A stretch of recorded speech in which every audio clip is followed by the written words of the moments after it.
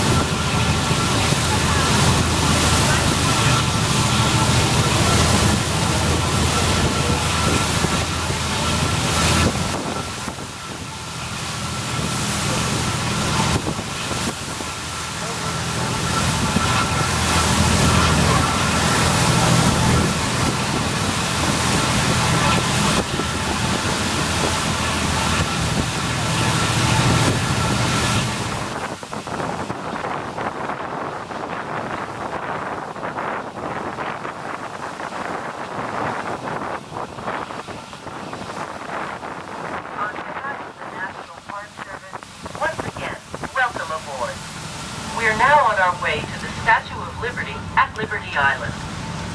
The Statue of Liberty was a gift to the people of France in 1886. It was originally intended to celebrate the 100th shining torch of the Statue of Liberty rose from the bay. Shouts and cries of joy would erupt from the steamer deck.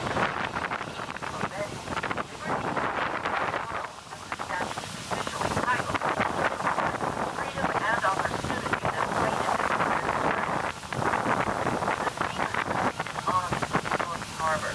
Passengers got their first glimpse of the Manhattan skyline, including the Brooklyn Bridge, the East River between Manhattan and Brooklyn. They be able to fly stone towers today. Over the years, several road bridges have been added to the harbor's landscape, including the Arizona Barrows Bridge, connecting Brooklyn and Staten Island. If you look out beyond the Statue of Liberty, you might see the Arizona Bridge to your east, the longest suspension bridge in the United States.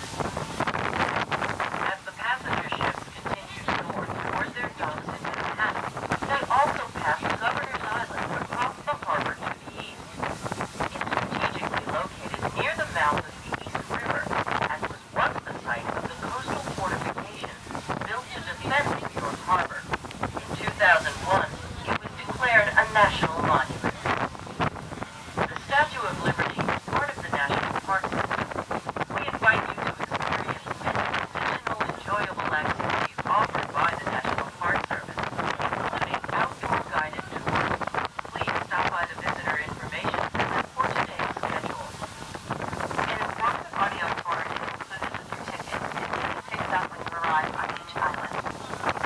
It includes a 30-minute Statue of Liberty audio tour and a 45-minute audio tour of the Ellis Island Museum.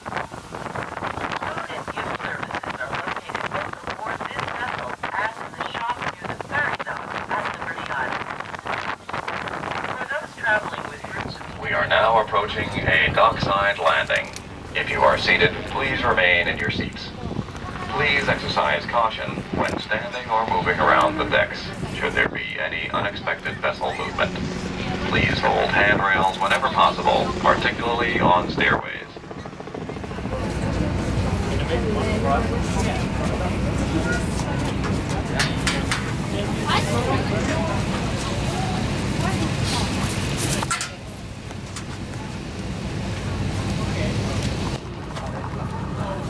Down, big step. Big step forward. Want to fit your toes. Big step forward, folks. Down, folks. Big steps. We carry it. Make sure you look down. Watch your feet. Welcome! Statue of Liberty. You got your onion corn. Onion corn.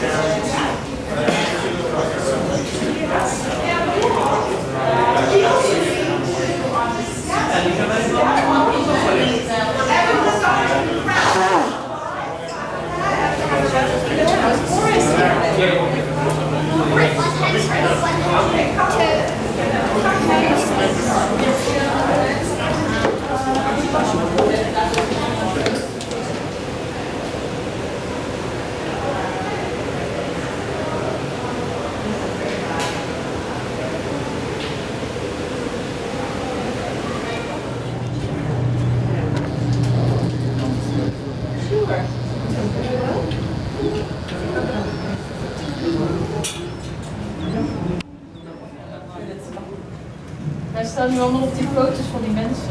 Oh. Nee, hier. Showing me the pictures. And we'll take a second one just for insurance here.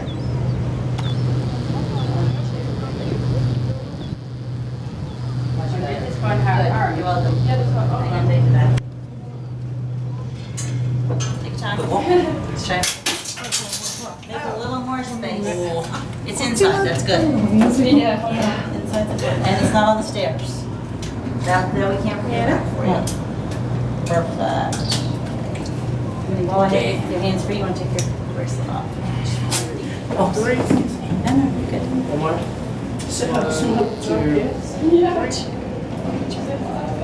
Alright, thank you. Will you come down one step, please? Put the The flash on, I think it will be a might little come better. better. Lighting's much better, thank you. And we'll do one more just for insurance purposes. 1, 2, 3. Yeah, since they're digital anyway. Since they're digital. Good.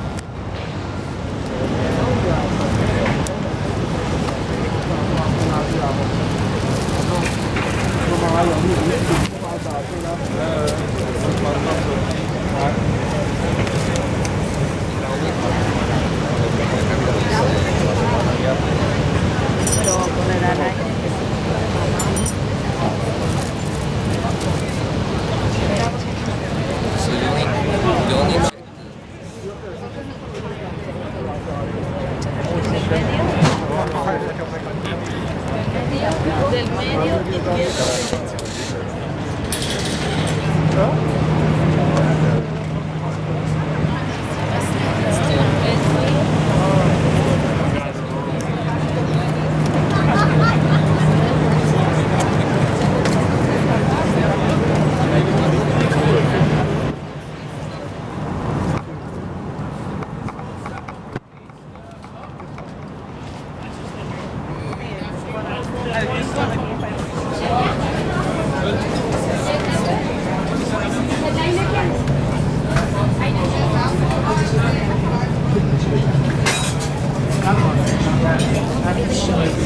I think Rob's right, there were probably two, at least two or two, but two buses probably more, because a large number of them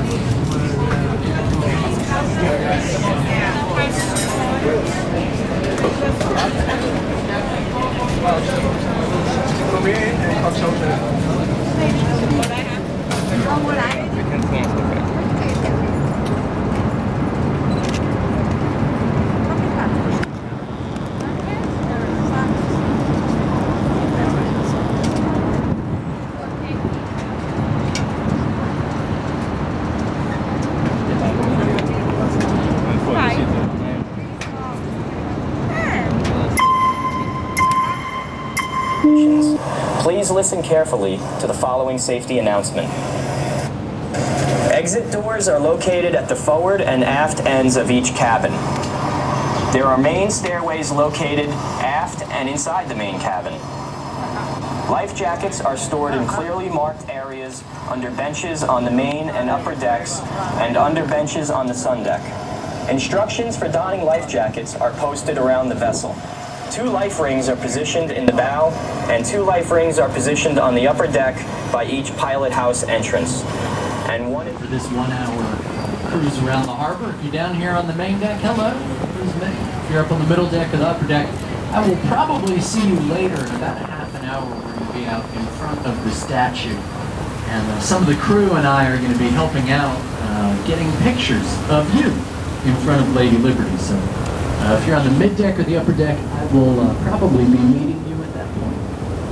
Now the first thing that we're going to do here is we're going to make our way in the opposite direction from the statue. The statue's out back behind us, but we're going to go up the East River here so that we can get a better look at the Brooklyn Bridge. Now the Brooklyn Bridge is one of the great landmarks, one of the icons of New York City, and this isn't just up ahead of us. There are actually 3 bridges that it's easy to remember them as BMW, just like the car. Brooklyn, Manhattan, Williamsburg. Brooklyn Bridge with the stone towers. The Manhattan Bridge with the blue steel, and the Williamsburg Bridge with the gray steel. 2 of these bridges were the longest suspension bridges in the world when they opened up. The Brooklyn Bridge, 130 years ago, in 1883. It held the title for 2 decades, and then in 1903, a new bridge opened up that was 4.5 feet longer. Doesn't matter, it's all it takes to take the title away from the Brooklyn Bridge. That bridge, 1903, the Williamsburg Bridge, a little further up the East River. Center span, 4.5 feet longer than the bridge that you see in front of us. Now the bridge in the middle, the Manhattan Bridge, opened up in 1909, and it was not the world's longest suspension bridge. It was not America's longest suspension bridge. It wasn't the longest suspension bridge in New York City. It was just a bridge, a sad, depressed bridge. To make it better, take a picture of it. Give it a little boost. Could use some self-confidence. Cool thing about that bridge there in the middle of the blue steel structure, you can see a subway train running across the lower level. There's 4 tracks for different train lines across the bridge from east and west across this river connecting Manhattan and Brooklyn. Now, the Brooklyn Bridge is beautiful, and it was a record holder, and this was impressive, and all of that. It was designed by a German-American immigrant. This is a bit of engineering genius, but to me, the key value in this bridge goes back to that moment in May of 1883 when for the very first time you could move from the city of New York. This was the very first roadway connecting those two great American cities. Now, I personally think they are great cities. But when I say that phrase in that sentence, I'm really talking about their size. Back in 1883, New York's 14 years earlier, in 1869, Brooklyn was the third biggest city in the United States. But by the time Brooklyn opened up 14 years later, Brooklyn had started to spot. And with 400,000 people, Brooklyn was the fourth biggest city in the United States.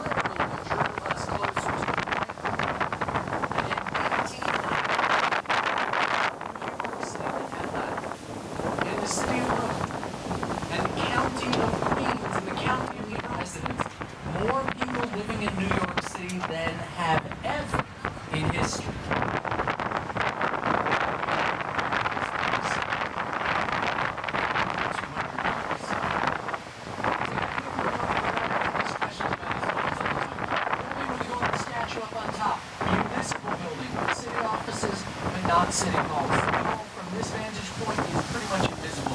It's that small. We built it 200 years ago. We had no idea what we were doing. It's smaller than this boat. You can pay $2,875 a month for that. Choices, people, choices. Anyway, we just passed by Wall Street. I'll show you Wall Street on the way back. It's just honest truth about this. Nobody ever looks at Wall Street and goes, wow, that's exactly what I expected. That's amazing. It's huge. Symbolically, Wall Street too, right? As a street, very small. Take a look over here on the right. Should be coming into view in just a moment. From behind one of these buildings, you're going to see a tall brick tower. It's got a checkerboard pattern just below. You're going to see it. Here it is on the right. That building is number 40 Wall Street. Brick tower, checkerboard. That building is right in the middle of Wall Street. Take a picture of that building and honestly, you can say, I saw Wall Street.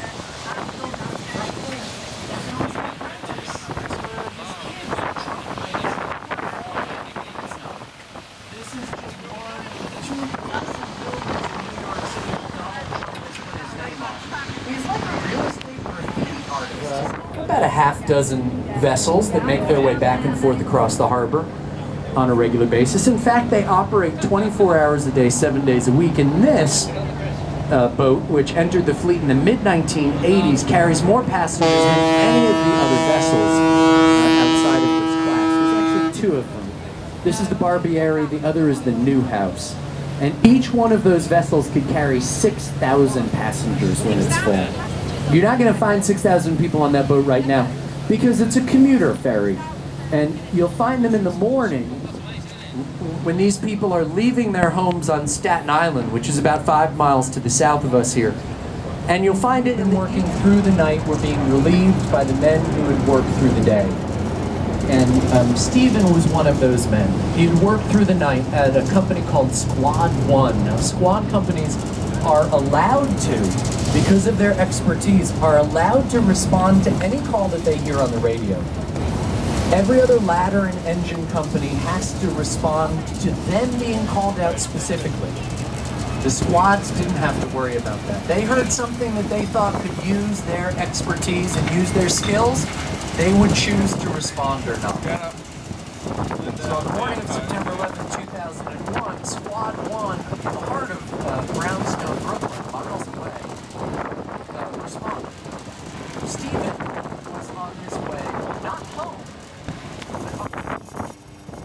So, in my book, there's his first opportunity. You know, Stephen can say, wow, there's something happening here, everybody's getting called out, but you know, I've I've got this thing. I do this thing with my brothers every month, and my brothers are important to me, and so I don't need to go back to work. I'm just gonna do my thing. But he did. He went back to the Squad 1 house, but Squad 1 had left already. And so here's his second chance. Well, you know what? I tried. I thought I'd make it back soon enough, but I didn't, so I'm just going to go. I'll catch up with my brothers now, and I'll go play golf. But that's not what he did. Pulled his pickup underwater without interruption in the United States of America. It's a very long tunnel. It's closed to everybody except emergency vehicles. Well, that's his third chance. He could just simply say, you know, again, I tried. Nobody is going to reprimand me for this. I'm off duty. Stephen parks his car in Red Hook, and he runs through the tunnel with his gear and his tank on his back. And he gets halfway through the tunnel, and another fire truck from Brooklyn comes through. And, you know, like, I don't know, they recognize him or they see him. And, you know, these are firefighters from Brooklyn, so I can't tell them. Ought to be our reminder of this day. Instead of focusing on the cold, evil hearts of the 21 hijackers, who, in many ways, not to overstate it, really changed.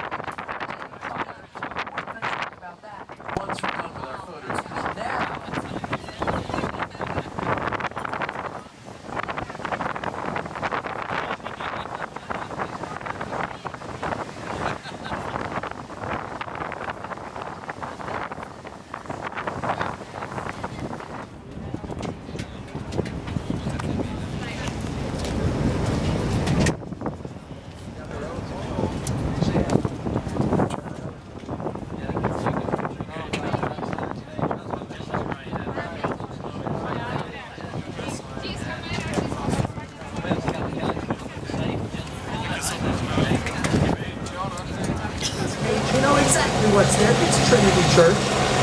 Not to spoil the movie for anybody, but you're not going to find anything buried under Trinity Church. The interesting stuff is off to the side.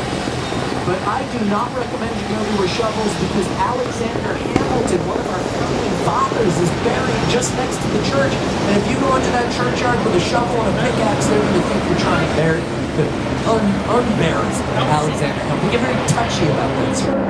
Steeple, brownstone, Gothic revival spire. It is very small. It is coming up in just a few seconds. You want the picture? Turn on your camera, point it to the left. Here we go, coming up in just a moment. You should have enough time. Here we go, point the camera to the left. There's the church steeple, that's your picture. You've only got 3 seconds. Quick, focus, fire, shoot, get the picture. Now it's gone. I hope you got the picture of the building with the green roof, because I don't think a lot of you got the picture of Wall Street. I'm watching you, I told you. It's not a big deal, is it? It's much smaller than you thought. This is my first time on this boat.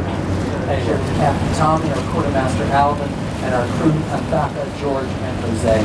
We really do appreciate it. I also want to thank you kind of in advance, preemptively, because I am hoping that you will do something for me when you get home. And that is, don't assume that your friends and family know that you had a good time.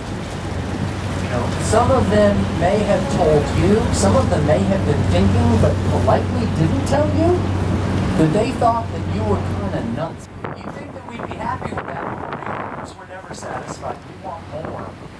And that's why we hope that you'll spread the word, that you'll tell people, especially if New York surprised you